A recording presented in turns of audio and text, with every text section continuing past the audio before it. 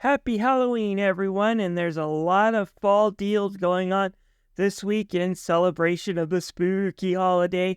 Plenty of horror games or games with a lot of monsters to talk about this week. So let's get started.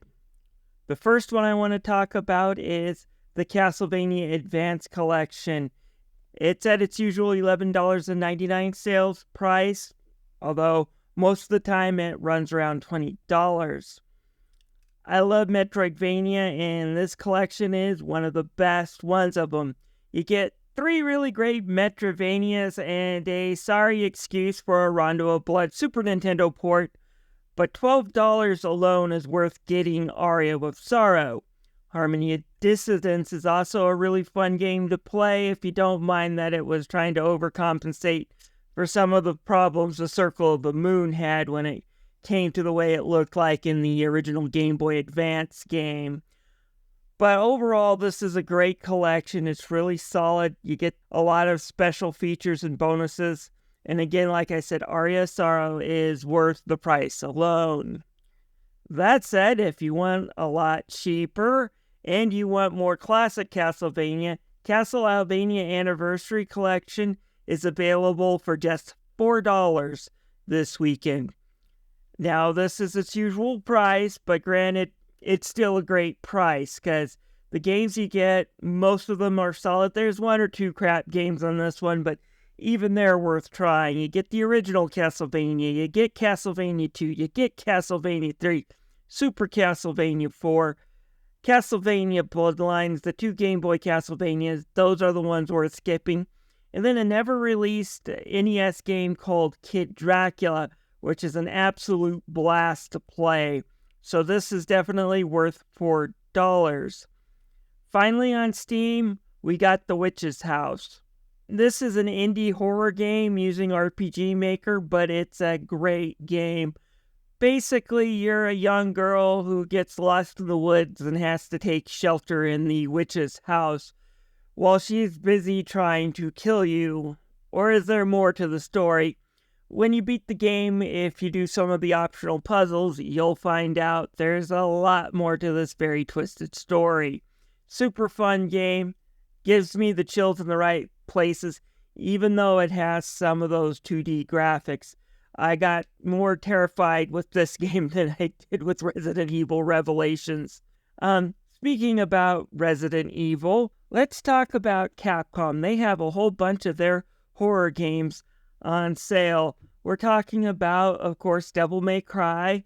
We also are talking about Dead Rising, which is another game series I do want to get into. I tried playing it on an older rig I once had, and the game crashed like a Ford with Firestone tires. I kind of want to try it on my new rig before I kind of write it off, as this game would have been really fun on the Xbox 360, but I don't recommend playing it on PC because it's not stable. So I want to try it on my new updated rig before I make that announcement. But the game I do want to recommend, though, is Resident Evil 2. Now, I've only played through Leon's campaign part A, as there is technically 4 campaigns if you want to see all the story elements in this game. But what I play, this game's super fun. Put this up there and next to Mega Man X as some of the best games Capcom ever made. It's got the right amount of chills. It's very scary. It can get very nerve-wracking when you hear Mr. X clomping around, and if you run into him and you're not prepared.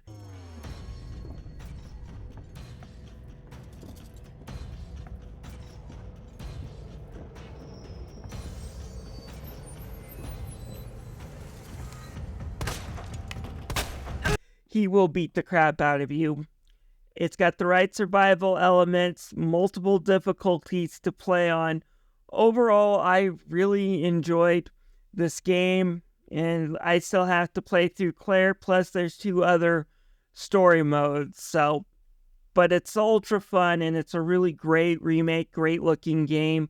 Highly recommend it at $9.99. Hell, I'd probably recommend it at its usual $40. Now let's move on to a game that I do recommend while it's on sale, but it is not its worth its usual $30, Resident Evil Revelations. Now, the game's story isn't bad per se. It's got this kind of made-for-TV miniseries thriller thing going on with its story. Its story is far from being terrible, but it's not scary. The enemies in this game, called ooze, they're more silly than terrifying, and the fact that it was originally made for the 3DS, which didn't have a lot of memory, mean enemies kind of just evaporate when you kill them, kind of leaving this a silly premise that just takes away from the blood, gore, and chills that happen on the big console games.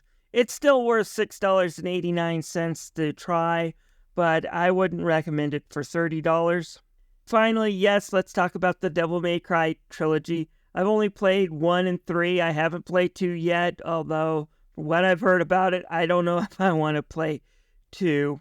But basically, Devil May Cry came out of actually Capcom trying to make Resident Evil 4 and giving its developer team way too much freedom in they creating something else. They totally screwed the pooch. That said, the pooch was too fun to not release, so they kind of changed a few story elements up and released Devil May Cry. It's a super fun action game with some horror elements and some of the puzzle elements that come from Resident Evil. I do recommend giving the trilogy collection a try, at least for 1 and 3. We also, for some reason, have Street Fighter series on sale. So for $3.99, you can get Street Fighter 4, which is the Xbox and PlayStation era Street Fighter game, and it's super fun. I do enjoy this one. I never got a chance to get into 5, and I haven't tried 6, but 4 is pretty fun, and it still holds up with its unique watercolor visuals, so I do recommend giving that a try. We also have Street Fighter Anniversary, so you get all the Street Fighter 2s, you get all your Street Fighter Alphas, you get all your Street Fighter 3s, and you even get the original Street Fighter, which you might want to skip. Still, some of the best arcade fighting games. If you ever want to get into these type of games, this is the perfect place to get into them. Again, just skip the original. Moving on to GOG, we do have Bloodstained Ritual of the Night for $9.99. It's usually $40. And while Castlevania Symphony of the Night is unfortunately looking like it's going to be sticking with the PlayStation, for whatever reason, Konami does not want to release that collection to other consoles, but I do recommend getting this one. It's made by a lot of the same developers. It has some of the great Metroidvania action. It's got a pretty decent story with a few twists, so I definitely say check this out if you want to get into some more Metroidvania after you checked out the Castlevania Advance collection, that is. And then moving on to Epic Games, we have the Mega Man Battle Network series. If you're looking for a non-horror game, it's going on sale for $39.59, so about $40. Gets you 5 really great Mega Man Battle Network games, which are some really great RPG collecting games that I find very fun. A bit frustrating sometimes, but very fun. You also get Battle Network 4, but that one again is a bit of a skip.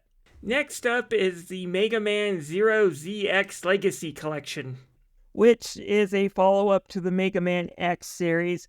Basically, in the Mega Man Zero series, it happens again 100 years after the Mega Man X series.